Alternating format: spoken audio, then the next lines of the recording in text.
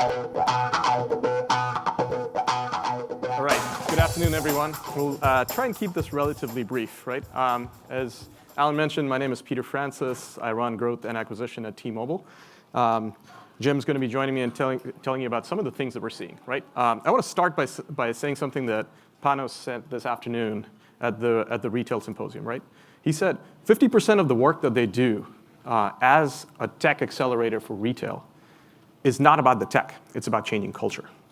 So that's kind of what I want to talk to you about today. I want to talk to you about the scale at which culture is changing. And my whole career has been built on spotting trends. So right in the late 90s, I worked for this company called Ford, small company. They were investigating a technology. I got to join their accelerator technologies. And there was this engineering head who was really excited about a technology. He called it rapid prototyping. He said, it's really cool. Wait till you see it. You get to print stuff, but in 3D. I'm going to call it 3D printing. And this was 1995, right? And it was really cool. I learned a lot from that. And that was awesome for me. And then right around 2002, I went to grad school at Northwestern. There was this guy who was like learning about some technology. It was called computational statistics. Took it, worst 3 classes of my life. I have no idea why I spent 3/4 on it, but spent a whole year doing it. I said, oh, this could be really cool. Like, what do you call this stuff? He's like, I'm trying to give it a catchy name. I think we're going to call it machine learning. And it was really cool, and I got to learn that. It was amazing. And right around 2010, I joined T-Mobile. And T-Mobile was great for me because mobile marketing, and if you kind of think about mobile marketing, was really, really starting to change right around 2010, right? And mobile was really starting to take off. So to a certain extent, this is a story not about technologies, but about what is changing and what you need to do as marketers, particularly scale marketers, to go and grow. All of you are in here because you're excited about growth. And those of you who are in late stage growth, particularly at large matrixed organizations, right? I see folks here from very, very big brands. If you're in a large matrixed organization and if you didn't grow up digital first, it's about what you need to go change in order to make growth happen, right? So just a quick overview. This is my team. We do about 500 million visits. We do about 4 million calls, 900 agents, 80 leaders. My team runs about $1 billion in revenue. To give you a size of scale, that's my team. T-Mobile does about 20 billion in revenue a year. We are the fastest growing channel, direct acquisition, the fastest growing channel of the fastest growing wireless network in the US. And it's sort of based because of this, because we don't believe that we're the same as every other carrier out there. We explicitly believe that we want to differentiate ourselves from the herd. We don't want to be Verizon, AT&T. We think that that model of doing wireless is just completely broken. And we want to go out there and have a lot of marketing that talks about why the category is broken. It's not the usual, we want to participate in the category, we want to be a brand in the category. We don't want to be in that category, right? And that takes a lot of work, but it pays off. When you're that focused, it pays off. So I want to talk to you a little bit and set context for how fast this thing is growing, right? Set context for success. We went from about 35 million people when I took over this team, 35 million subscribers, so talk about a SaaS business at scale, to about 72 million. We announced Q2 earnings yesterday. It is the 18th straight quarter of us being #1 in the industry in terms of total subscribers joining T-Mobile, right? And that level of scale, we believe, comes from customer centricity, right? It's relatively easy to do, go in and say, like, we don't worry about marketing, we don't worry about everything else, we worry about customer centricity, but it doesn't quite work that way. Because even if you're the best wireless provider, even if you have the best product, you have to get the word out. Quick show of hands, how many of you shopped for wireless in the last 3 months? Well, it's a pretty good crowd. Shopped for wireless in the last 2 years. Have switched wireless, not just shopped, you gotta have switched. Last 3 years, show of hands. In the last 10 years. About 30% of the room, you guys, and I do this over and over again, right? Even though we have the best product, we've got wireless for like 70, unlimited everything, no questions asked, taxes and fees included, for about $70. We have 99.7% of the coverage of Verizon, right? We have faster download speeds in every market than every other carrier out there. And even now, there are 120 million people on Verizon. There are 130 people sitting with AT&T phones. It blows my mind. It's completely stupid. People are still using the same wireless provider. 70% of people are using the same wireless provider they used 10 years ago. And that's completely crazy, right? Because 10 years ago, 2007, the iPhone hadn't been invented yet. The hot phone was the Motorola Razr. And people are still sticking with them. And it's because of the power of marketing. It's because the power of marketing in telling people that there's a better product out there and moving people through the whole consideration cycle. But how do you do that when you're being outspent? Last year, Verizon alone spent $2.4 billion in marketing. We don't spend anywhere close to that money. We're being outspent 2 to 1 in this marketplace. So how do you go change? So this is our story, right? Agile marketing, 2 things I want to tell you. Things that I wish I knew 18 months ago, and things that I see and where we're about to get headed. So I'm going to tell you three things, three macro trends that have nothing to do with technology, but stuff that I see that's nearly as important as 3D printing was in 1995, nearly as important as machine learning was in 2002, and what I'm seeing today. And if you want to be a marketer tomorrow, here's what you need to do, right? Secret thing number one, there's no marketing assembly line anymore. Every single month is unique. How many of you here have been in your job for more than a year? Show of hands. Good, solid going, guys. 2 years? More than 2 years? Good going. When I do this in Silicon Valley, I get nobody. Like, nobody stays in job for more than 2 years. But I was down in San Francisco last week, and I was talking to some really sharp guys, and there's one guy who's like CEO of a major agency. I mean, multiple billions of dollars in like media agency.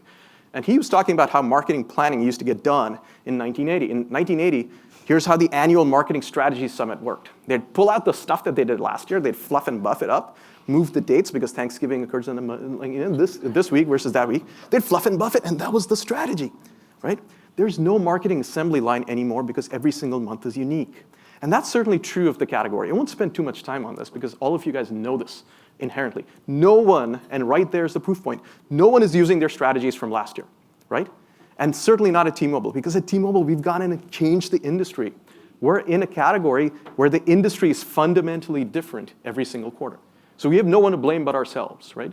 When we say contracts, we took out contracts 3 years ago, so now there's no contracts. So we used to have these really nice cycles where we paid attention to customers every 24 months. We killed that. So we did that to ourselves. We changed the category. And I'm hoping that each and every one of you, if you're sitting here in this room, it's because you want to be a disruptor. You want to be a category disruptor. You want to go change. So the first thing to learn, when you disrupt the category, be careful what you wish for. Because you will change your seasonality. You will change what your product and composition looks like. And then you end up with things like this. This has already been referenced once today, but I just want to hit this again. This guy, John Wanamaker, like if you're from Philly, Wanamakers, like amazing company. This guy was the 35th Postmaster General, super sharp guy, right? And he's saying things like, half the money I spend on advertising is wasted. The trouble is I don't know which half. Everybody in marketing trots this out sooner or later. If you work for an ad tech company, you're going to trot this out, right? Interesting. But what kind of advertising did he do? So I did some research, went in and looked at his advertising. Here's an ad that John Wanamaker put out, right? Silk neckties, not as good as they look, but they're good enough, 25 cents. If this is the kind of horseshit you put out, John, really, come on. Like, no wonder your money's being wasted, right? But it turns out not. Sold out same day, a thing that he couldn't move. It sold out the same day, zero waste, 100% attribution. And this was the kind of advertising this guy was doing. Retail, call to action advertising, no brand advertising. And a guy like this is saying half his money is wasted, right? So if you think about it, like this problem has only compounded. It hasn't gotten easier. And this is what my KPI sheet looks like right now. Every morning at 8 a.m., we've got to stand up, go through my KPIs. We talk about upper funnel, we talk about mid funnel, we talk about lead generation, we go cross-channel. It's amazing. It's absolute KPI hell, you guys. It all looks like this. We're trying to spot trends. We're trying to spot like decompositions. We're trying to go see what the underlying factor looks like. Number one thing is about attribution, and it's not getting easy, right? So the two things, the most important trend, right? There's no assembly line. Every month is unique. You're going to make it. Don't copy your trends from last month. You can't spot it in your data. You're going to look at it in your data. You're going to have to test it out. So the thing that I would tell you with that trend, the one thing I tell everybody in here, you have to build a high-tempo testing culture, right? You're going to make your own market. You have to figure out what works. You have to look at the data and build a test culture and figure out what's going to work for you. If anybody stands up here on stage and says, here are the 5 things you need to learn as marketers, and you write them down, it's wrong. Because you are going to have to make the category. You're going to have to make a product. And that's trend number one, thing I wish I knew 18 months ago. Thing number 2, marketing the myth no longer works. Every single thing that you see in ad tech and martech today, and I'm in the mobile industry, I'll tell you, it's based on this fundamental realization, and I want to pass that over to you guys, right? We are living in the matrix today. We're living in the matrix. That up there is from the Moment app. That is my personal daily mobile phone usage, right? My personal daily mobile phone usage. I would ask you all, if you want a scary personal experiment and you have an iPhone, download the Moment app. It's out there. Look at your daily personal usage. Look at what you're using. It will shock you. And what's interesting is that it's not just urban. It's not just Silicon Valley. The average adult user in the US today, this is stats from last year, at about 5.6 hours a day, right, of connected device usage. This year, it's gone up to about 7 hours a day. If you think that people sleep for about 30% of the day, right? They sleep for about 8 hours. This represents somewhere between 40 and 50% of people's waking time with a phone. We might as well have this thing stuck to our head. It's just not mounted on our heads yet. But 30 to 50% of the time, your customers, your target audience, is living in the matrix because they're connected. It's not virtual reality, it's mixed reality, and it's here today. Here's the other problem, that people have moved past this. We're still doing digital marketing like we did in 2002, assuming that people are sitting in a static location. But that's not true, because mobile's changed that. 2016 was another tipping point. In 2016, worldwide, there was more mobile traffic than desktop traffic. And that's another tipping point that you need to think about. People talk about the mobile avalanche. The most important thing you need to learn about mobile is that people are taking their screens and moving around the world, which brings us to this really important realization about marketing the myth, right? 88% of time, people, and this is my category from my research, 88% of the time, 9 out of 10 people spent their time researching the product online before they bought, and this is about cell phones. But 7 out of 10 people, up sharply from 7 years ago, up 14 percentage points from 7 years ago, said that they want to finish in a store. And that is completely crazy. It's not if you look at the underlying analysis. The underlying analysis is like, hey, look, I'm doing this research online. But we think this is crazy because they're like, wait, you did your research at home. Why are you walking into a store? That's wrong. They're doing their research on a mobile phone while sitting on a bus stop. And they're like, oh, I guess that looks cool. I guess I'll get off here at Times Square, and there's a giant store right in front of me. I'm just going to walk in. And that's where people are most comfortable. And it's just a really, really interesting point of convergence. The last thing, you guys, the class of 2016, before I tell you about this example, the class of 2016 was the first class that grew up with always-on HTML web. Let that blow your mind for a second. The class of 2016 just entering the workforce. Because the internet, Netscape Navigator, was invented in 1994. We forget that because it's so pervasive in our lives. This is one of the fastest adopted technologies in human civilization. But the internet was invented in 1994. And that class of people who think the internet is just part of who they are, they don't think about the internet, they don't think about browsing, that class is in the environment today. And what that means is that devices and connectivity have become critical. There's no such thing as a UX trick. So thing number one is that there's no marketing calendar. Thing number two is the way that you think about marketing has to change, because digital marketing is not a thing. Digital marketing is just part of your life. Think about the last time someone talked to you about UX. It's like, oh, that's really cool, UX. The last example is my example up here, which is Tinder. People say, ooh, look at that, I can swipe right. I can swipe left. Nobody does that anymore. They just talk about usability and how usable something is, right? A UX trick doesn't matter anymore. Only the experience matters. And we're starting to do that decomposition. Marketing the myth does not work, because people are taking their little pieces of marketing on their phones, right, and walking around the world with it. If you think this is funny, think about McDonald's problems. They cannot show a picture of a Big Mac on advertising anymore because people are all walking in with their mobile phones, taking a picture of their soggy Big Mac and the Big Mac they saw and said, this is shit. This is not what you advertised. It happens all the time. They're seriously considering not showing the product anymore, you guys. It's that bad. You would think that they would invest in product marketing, and my friend who runs Red Robin is saying, no, we actually embrace that, and now we're just trying to make a better product. This is good. Marketing the myth doesn't work. What must work is doing a better experience, and that's mixed reality. So the thing that I want to leave you, trend number 2, marketing the myth does not work. All in agreement? Fair enough, I've convinced you. You have to move from marketing myths to highlighting moments of truth, which means for you as marketers, thing number 2 is stop worrying about what marketing is, start worrying about what the product is that you're selling. You have to know the product better than your product management team. You have to know it inside out. You have to know what about it resonates with your customers, and that's the thing that you've got to highlight. Your job as marketers, your job as people who worry about growth, is to understand what about the product appeals to your customers and find that thing and make it resonate with your audience. Thing number 3, you have to change your teams, not just yourselves. And you have to introduce this change when things are going really, really well. Here's my scale problem. My scale problem is that TV is very efficient. I run a media mix model. It's super complicated. It runs over 3 years. It's statistically highly significant. I know exactly what medium is working for me. It's TV. TV has incredible broad reach. It's linear TV. It's completely dead. I don't get any closed loop data out of it, but it's incredible for getting the word out. There's nothing more efficient than TV.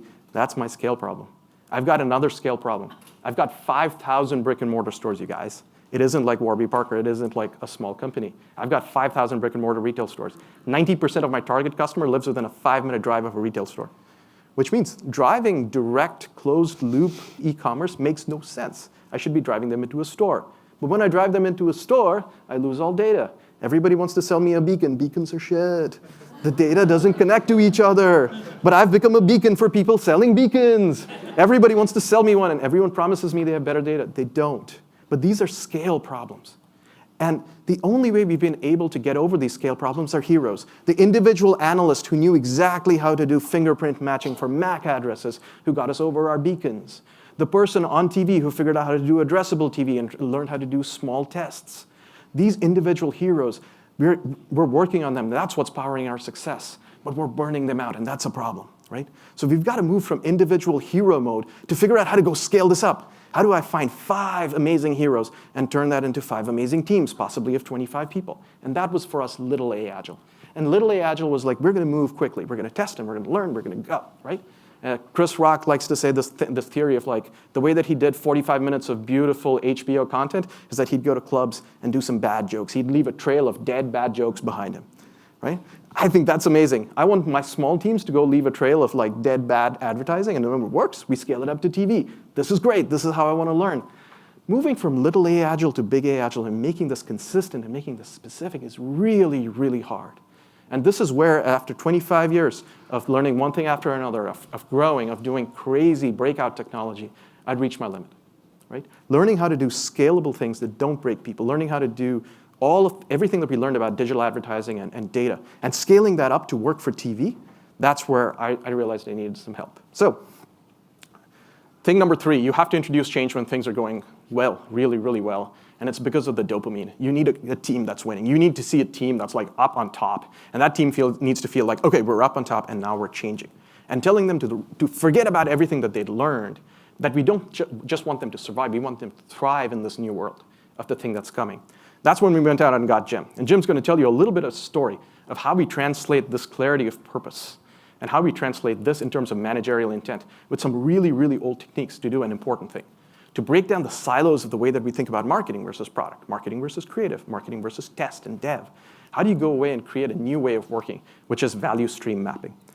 And so we got Jim. We were terrifically lucky. Jim was CEO of companies like Odometry, but also worked at places like Microsoft.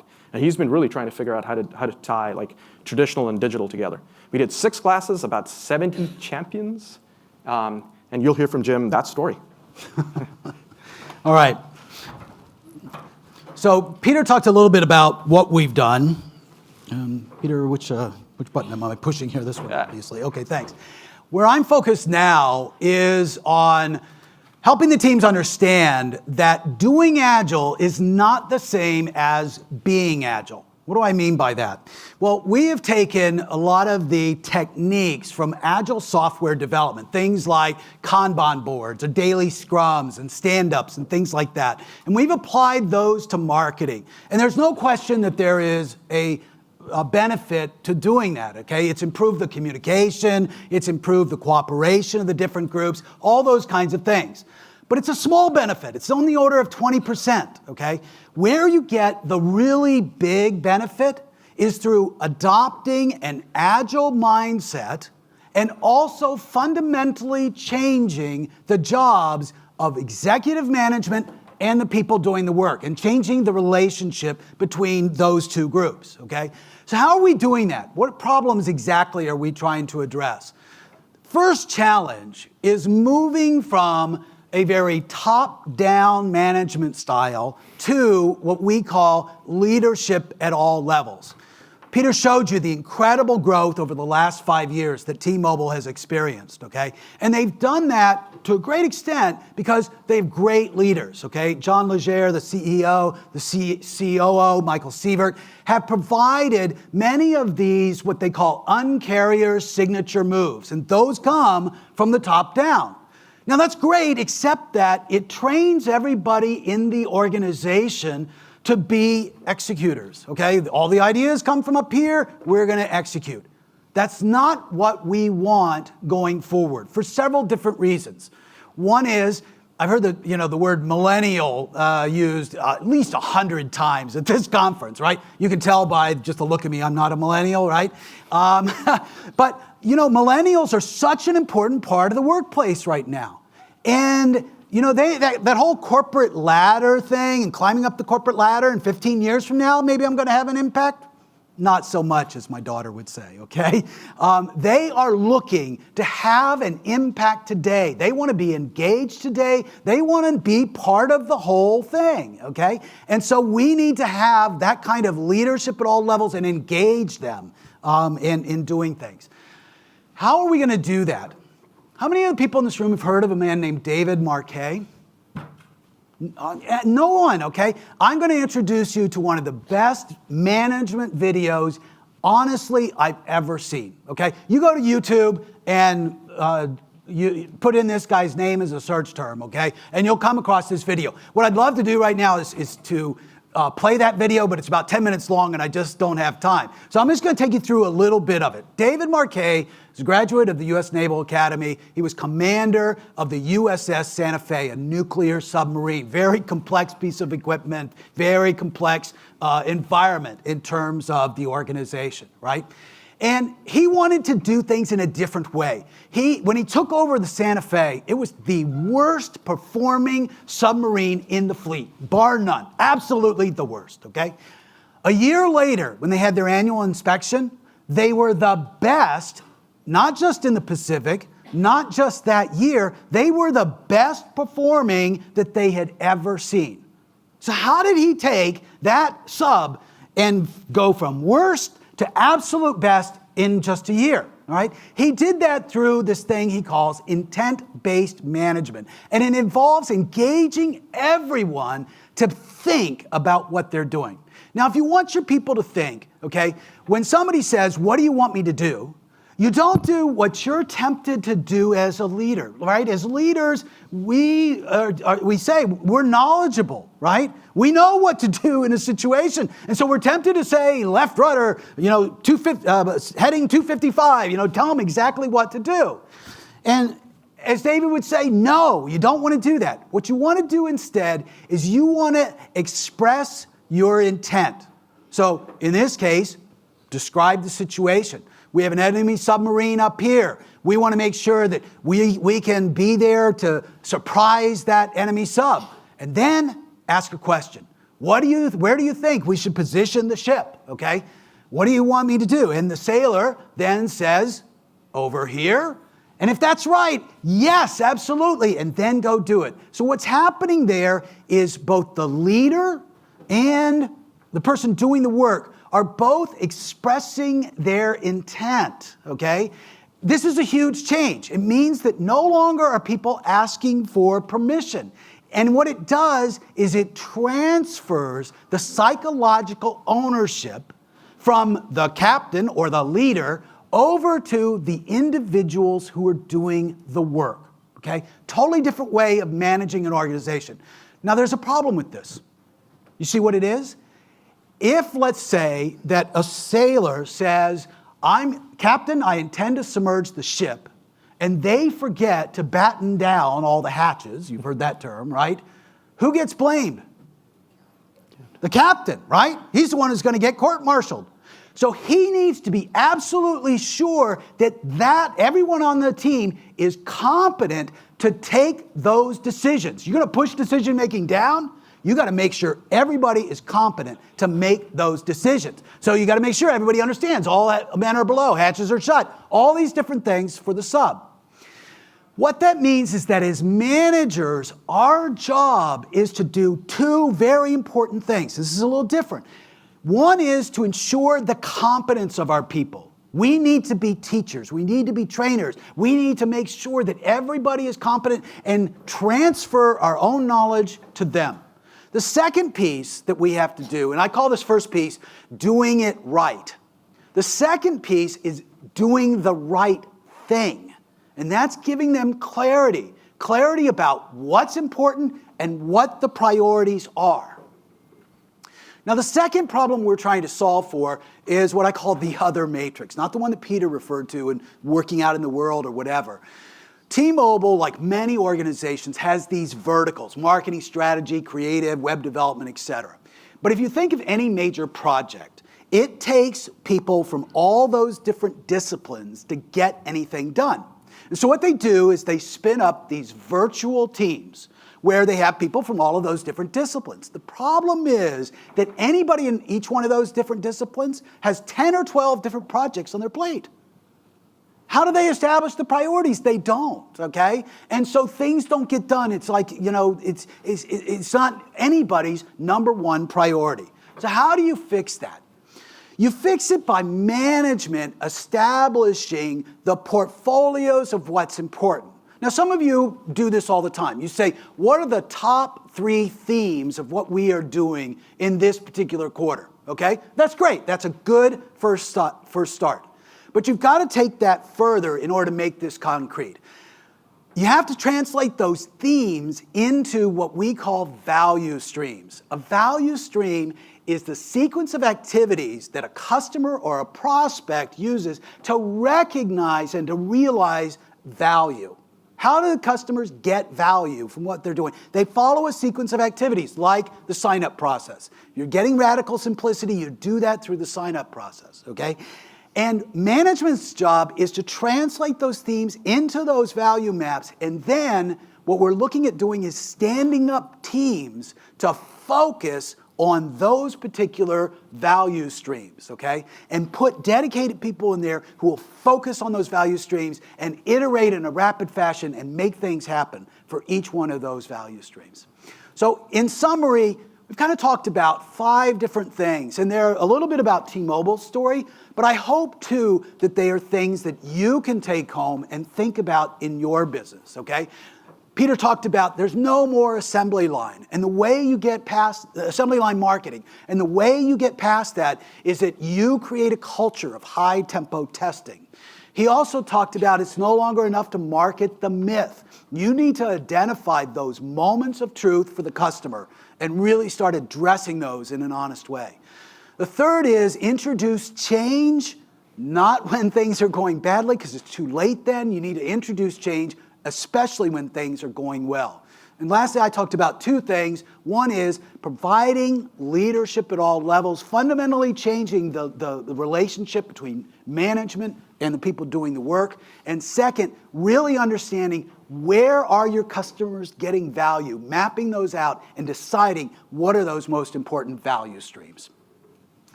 So do we have time for, I know we ran over a little bit. No, we have time for some Q&A while we switch out the laptop. Does anyone have any questions for Jim and Peter? Going once? Oh, yes. I'll run this over for you.